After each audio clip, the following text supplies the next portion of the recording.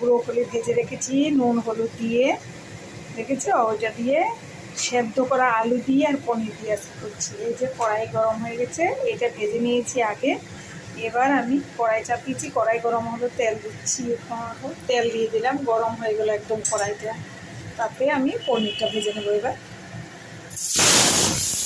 দেখো একটু নুন হলুদ দিয়ে ভেজে নিচ্ছি। দেখো পনিরটা এত ভালো, কখনো কখনো পনির ভালো আসে না।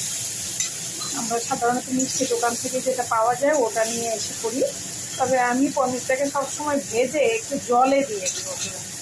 তো জলে রেখে দিলে না পনিরটা নরম থাকে। ঠিক আছে, একটু ভেজে নিচ্ছি। দেখো বন্ধুরা, আমি পনিরটাকে ভেজে একটু জল নিয়ে ভিজিয়ে রাখি।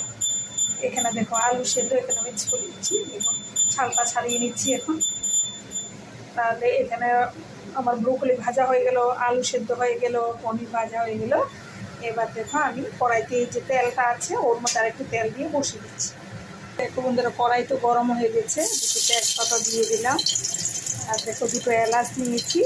এই যে দেখো আমার গোটা মশলা, গরম মশলাটা এখানে রাখা আছে, আমি ওখান থেকেই একটু দিয়ে দেবো এলাচের সাথে।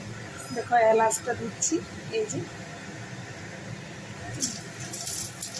একটু পাঁচ ফোড়নও দিয়ে দিচ্ছি।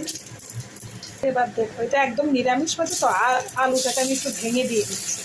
ঠিক আছে, অনেকে টুকরো করে দেয়, আমি টুকরো করে দিলাম না, আমি ঝোলটা একটু ঘন হবে তার জন্য।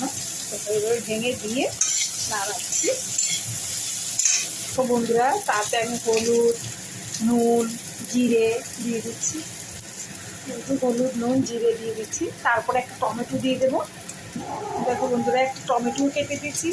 আবার একটু জল দিয়ে দিলাম।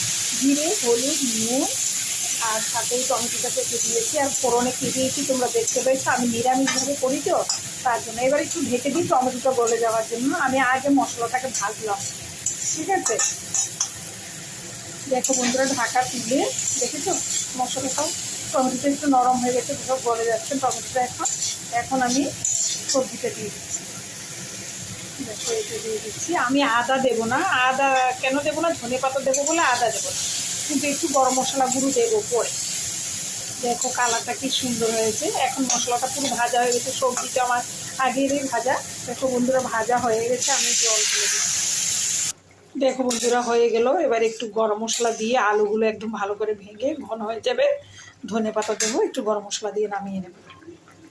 দেখো এখন পনিরটা দিয়ে দিচ্ছি। এবার গরম মশলা দেবো আর ধনে পাতা দিচ্ছি। দেখো বন্ধুরা কি সুন্দর লাগছে, দেখতে পাচ্ছ? যে ধনে পাতা ছড়িয়ে দিলাম, এবার নামিয়ে নেব বন্ধুরা।